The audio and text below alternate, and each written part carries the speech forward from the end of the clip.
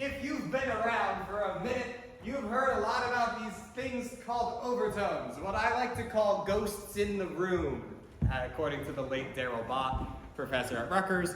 But anyway, what this is kind of a next step in our singing, which is how can we expand our sound and kind of fill a big room, sound bigger than we are. And the secret sauce to all of this in the barbershop world is overtones. It's why if you've ever been in a hotel room with a really, really good quartet, it feels like the room is going to explode, right? It's why if you're sitting in the middle of the hall and Parkside is on the stage, and it's just, you don't even know what 4 notes you're hearing, you just hear like sound, right? A lot of us have had some kind of experience like that, and it's what we're trying to create. So one of the things we did to kind of, first we just listened to that Purple Rebar video, a quartet that's really, really good at making them. And you could hear when a chord stopped being just like 4 individual notes and just like locked into like one sound. And that is like a big ingredient to what you can hear about it. When you stop hearing individual notes and you just hear like wham. Another way to think about it is actually the overtones in your voice. So when you sing a note, and this is when Doug has shown you the TE tuner thing, when you sing a note, you're not actually just singing one pure pitch. It's a combination of the actual pitch and a bunch of things above it. And this audio does a really good job of illustrating it. And that's why I have us plugged into some good speakers here. I'm going to play this one more time and then I'll explain. And most sounds contain a lot more frequencies than you actually might realize. Check out what happens when I remove some of the higher frequencies in my voice and then bring it back in.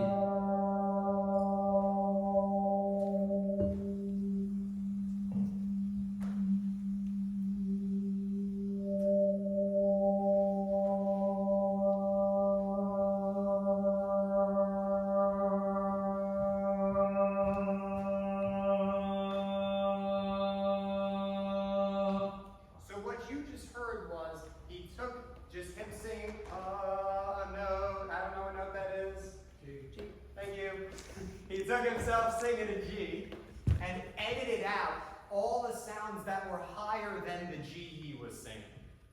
And eventually you only got that pure note.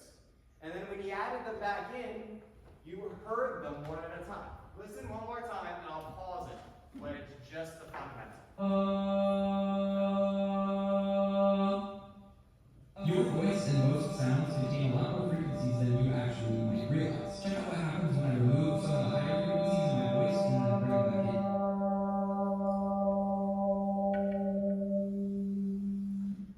What you're hearing right now is just a G. And then he's going to add in notes, he's going to add sounds back on top. You hear them adding? And then at some point you stop being able to hear it, and it just sounds like the guy's voice again. Right about there. Now it just sounds Your voice and most sounds contain a lot more frequencies than you actually might realize. By the way, if you followed up the notes as they added in, it would have went 1, 5, 1, 3, 5, flat 7. Oh look, the barbershop chord we sing so much of.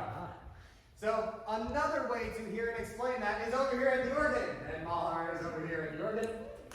Now organs are very interesting in that, unlike a piano, when you press a key, you don't necessarily just hear one note. This is not a pipe organ. Pretend that there were like a million pipes up here. Right. So how an organ works is when, pull one stop, pull a principal. Sorry, I pulled out everything. So if we just have the principal and one note, you will hear one note. That's not one note. Give me a hand. What happened? Where's the principal? Well, you have the one. Oh, I just have to write on. And then.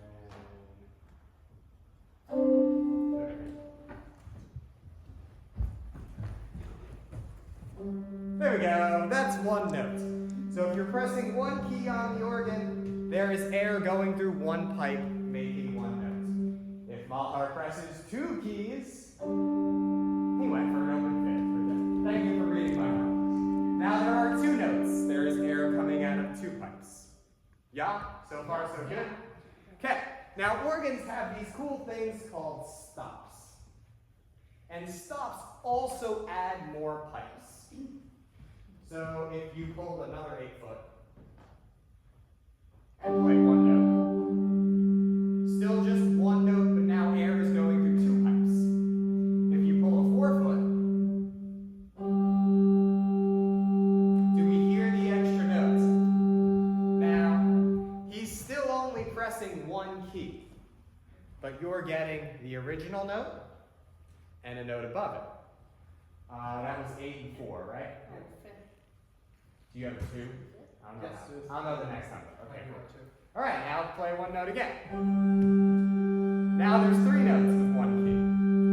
Anything smaller? None on this one.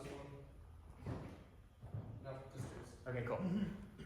So you heard 3 different, in this case, G's, right? Yeah. You say with G. Only playing one key. If you were to play a full chord with that, that sounds way more full than that same thing with just an 8. Right? That versus, pull some stops, that. It was the same chord, the same keys were being pressed, but we got way more expanded sound, right? It wasn't even that much louder, it was just fuller. That's exactly what we are trying to do with creating overtones in our singing, right? We are trying to pull out the stops. We are trying to expand the sound, make pitches interact with each other in a way that is consonant and still fits within the same chord. Same notes, same keys being pressed, but more sounds happen. And then if you start pulling all kinds of things, you can put a pedal and a 16 on that. Play only, but only press 4 keys. Do my feet count? Yes.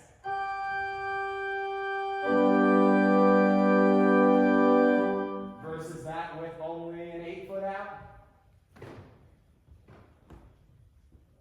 Those are quite a few stops.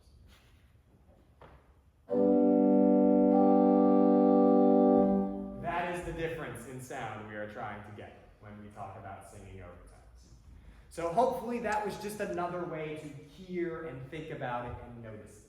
Because the more aware we are of when we do make really cool sounds like that, because we do that sometimes, like we can do it. The more we can hear when we do it, the more we can go, ooh, yeah, that, we should do that. And then we'll do it more. Yeah? Yeah. All right.